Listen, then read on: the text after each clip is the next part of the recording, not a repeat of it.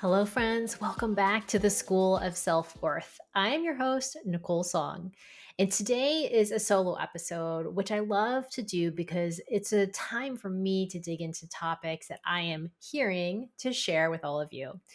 So, this one has been on my mind for a little bit of time. And you all also totally loved the episode about intuition versus logic. So, today we're going to go even deeper and hang on because today is about one of the biggest mistakes I see people make about intuition. And this mistake is the first and most important one to master so you can actually trust that the voice you're listening to is your intuition. I consider this one to be foundational. So, I am super excited to share more with you so you can become the master of your own intuitive communication. And if you're an Asian American woman leader who wants to learn the secret language of intuition in 30 days or less, DM me intuition on Instagram at Nicole Song, and I've got something for you. Okay, let's dig in. All right, friends, today's episode is about the absolute biggest mistake I see when it comes to intuition. And it's one that I personally made for many, many years because I used to wonder just what was going on with intuitive people anyway. Like, they didn't really seem any different from me. It didn't seem like they had any particularly special qualities that I could see on the outside. But what I didn't really understand at that time, what was happening, there was actually a lot more going on behind the scenes with all of them.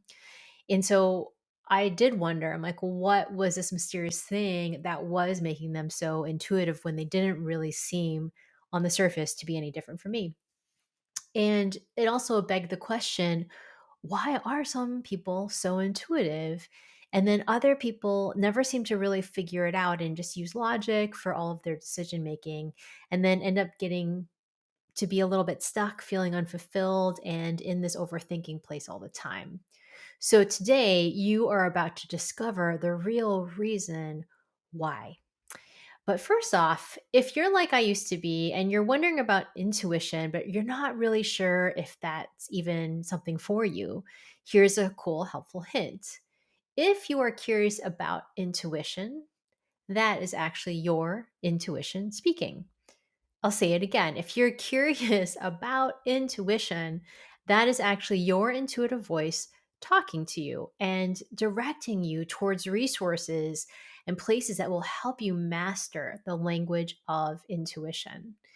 And today's episode is not for anyone who doesn't really care about intuition, who's not interested in learning more or digging in deeper to the innate, cool intelligence that you have inside of you. And if you have zero interest in it, that's totally fine. There's like plenty of other resources for you to do and listen to other things instead. But for those of you who are interested, it's I'm so excited because your intuition is this insanely powerful, amazing, cool resource. And it comes built in, just like your phone comes preloaded with tons of different apps and different things that you can use, different software, phone, text, all of those things.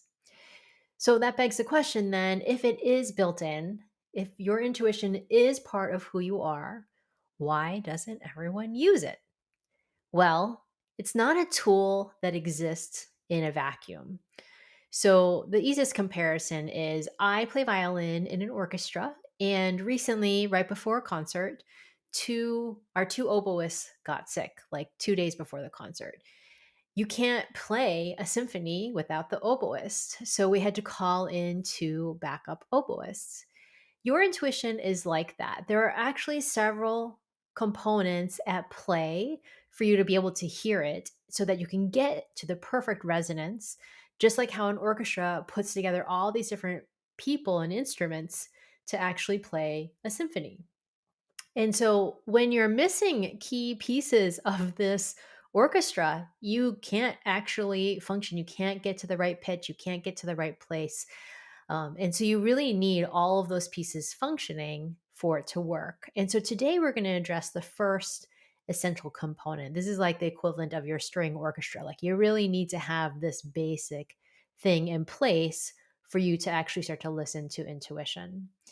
And for me, I used to use logic for literally every decision related to which college I went to, what kind of career I chose, what major I had. Like everything could think of was always based on logic. And during that time, and since I was always a high achiever, I was always really ambitious.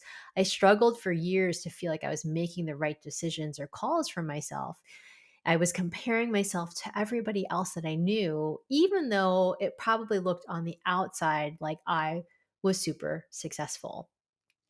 But when I finally started to use my intuition to make decisions and I started to actually listen to it and follow it, I started to step into feeling successful. I really felt good about the choices I was making, no matter what anybody else was thinking. And I was really starting to make some very non traditional choices. As many of you listen to the podcast know, like I was starting to, my first big one was leaving journalism to become a yoga teacher. And from that point on, I made multiple other decisions based on writing my books, launching this podcast, starting my business that were really outside what is normal or what people typically do. But because I was making them from my intuition, I felt really clear and powerful while I was making them. And I got into a much deeper and more connected relationship with myself as a result. And this is why your intuition is the most indispensable tool that you have and the most indispensable tool you can develop to step into your power and really be seen on your terms. And it's something for me as an Asian American woman has been very powerful for really allowing myself to be visible is because my intuition has guided me to that place. But there is one little thing that's usually causing a problem in here, and it's a massive blind spot for most people. And it's this: your intuition will always get buried under stress. Put it another way, if you are feeling stress, your intuition always gets put on the back seat. Your brain is going to prioritize dealing with stress rather than listening to your intuition because the stress is primary, it's right in front of it. It's the first thing that it's going to want to face and to try to move through. So I'll give you another example. Have you ever tried to make a decision when you're stressed out? This can happen. I'll give you the example of when you are at the store and you're trying on some clothes. So, say you're at the store, you're going on a trip, and you need some new jeans. And so you have given yourself, or you only have like an hour, and you go and you're trying on all of these different jeans, and you're in the dressing room and you're staring at all the options and you keep putting the jeans on and then you take them off and you're like, I don't know, which one should I wear? Which one's going to work the best? Are these going to be comfortable? And then all of a sudden time is ticking and you need to go. And you're like, I cannot stay here any longer thinking about these jeans. So maybe you're the type of person who then panic buys all of them to have all the options at home. So you can at least think about it in a slightly less stressful situation at home. Or you might be the type of shopper who buys none of them and then you have nothing left. Are you making good decisions? Probably not. This is exactly the mistake I see all the time. People feel very stressed. They get into emotional reaction and then they're actually not listening to their intuition. But the thing is, they often think that they are when it is not. It is just stress. So, what do I mean by that? Stress is emotional reactivity. When you're feeling anxious on any level, when you're feeling like pressure or intensity, you're in any kind of worry or doubt or fear, that is all stress. So whenever someone tells me they have a gut feeling, I'm always like, oh, it's interesting. Was it something that you were afraid of or something that you're worried about? And if it is, that is an emotional reaction. And what exactly is an emotional reaction? It's actually something that comes from the past, from things you've done before, from things that haven't worked out. So let's go back to the dressing room. It could be you feel stressed because you're worried about how your body looks, how it feels right now. It could be because you're worried about what other people think of what you're wearing. There's multiple things that could be causing the stress and anxiety. It could be money, financial stress, like, should I be spending money right now? If any of those things are at play, you're going to be in an emotionally reactive state and you're not going to be able to listen intuitively to a choice that you should make around what you're trying to buy. Or it could be, I'm worried that if I go to another store, there won't be anything better. Anytime we're in that sort of closed place in our mind where we don't feel like that we have options, there's no possibilities, that is also another sign that you're in emotional reactivity and in stress. And one of the trickiest things about this is that stress and intuition both live in your body, but they are really physically distinct experiences. And it's super important to start to learn the difference so that you know which place you're tuning into. Because one study has shown that more than 40% of women worldwide reported feeling stress or worry. And so let's just put it again another way. If you are feeling stressed, you are cutting off the connection to your intuition. So it's not a case of whether or not you are intuitive. It's really around understanding that you have this stress reaction that comes really quickly, and all of us have that.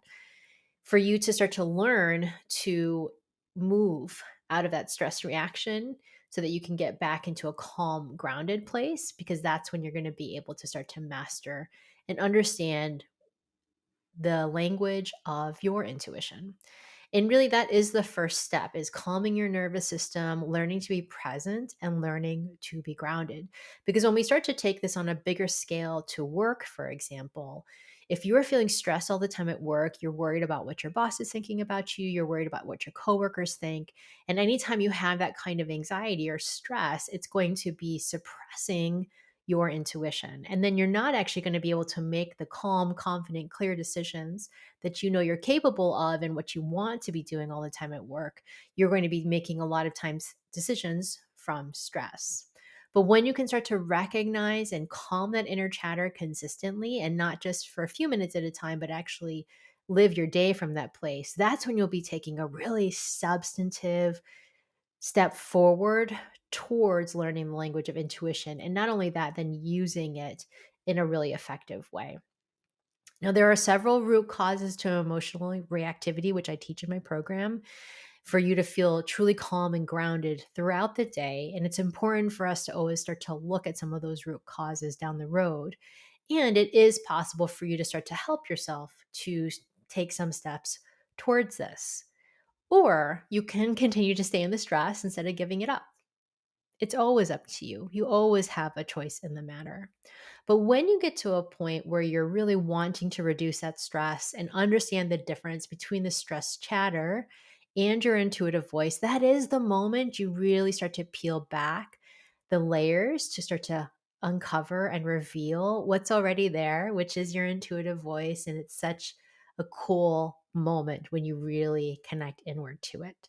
And once you have it, you start to see why it is the most indispensable tool to have, because it's one that's with you. You can have it at any time. And just like a muscle that needs to be developed by going to the gym consistently through weeks and months, and you're getting all those reps in to really build that strength. Once you start to do that, that's how you start to step into your power and you get to truly be seen in the world on your terms. And it's why I feel so passionately about it and why I care about it so much.